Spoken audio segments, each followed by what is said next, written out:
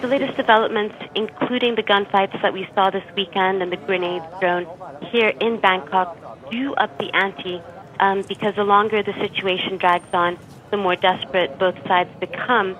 In terms of the impact on the economy, the central bank has certainly responded to this. Last month, it cut its 2014 growth forecast to about 3% from 4%, largely in response to the political situation. And they are expecting it to drag on for a few months still. There's a reason why Thailand has been given the name Teflon Thailand. It is a very resilient economy. Multinationals who are headquartered here know this, and they're familiar with the political situation in Thailand. And that's why the market, as we've seen today and as we saw most of last week, has been doing fairly well. I think it'll take a few more violent incidents like the ones we saw this weekend for wariness to really set in amongst investors and other stakeholders.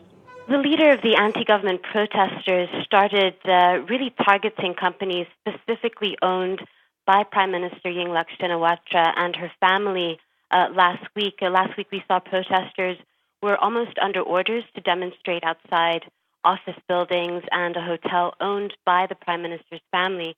And that's kind of spiraled into a social media campaign to hurt the family at the heart of their business empire. Targeting specific companies has had an effect on shares, for example, in SC Asset Corporation. That's a property developer owned by the Shinawatra family. Shares for that company fell 4.3% last Thursday. We also saw a similar kind of movement with shares in a mobile distributor owned by the Prime Minister's family. So yes, the campaign against Yingluck family businesses has had an impact in the short term. The longer they target specific businesses, Shinawatra businesses, the more nervous investors in those businesses will become. Until Thailand can finally finish holding a general election that was disrupted earlier this month, the government is actually in an extremely limited position. It has its hands tied in terms of what budgets it can pass and how it spends its money. It's in a precarious situation with rice farmers who've been protesting here in the capital, Bangkok.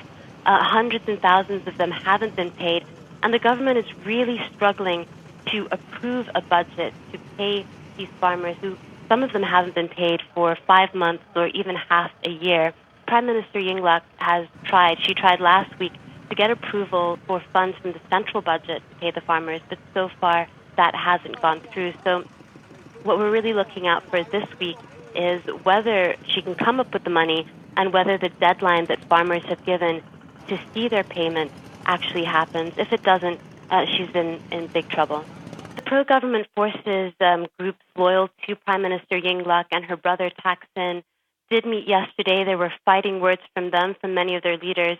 It's unclear whether they're out for a fight, whether that means an ideological fight or a physical fight.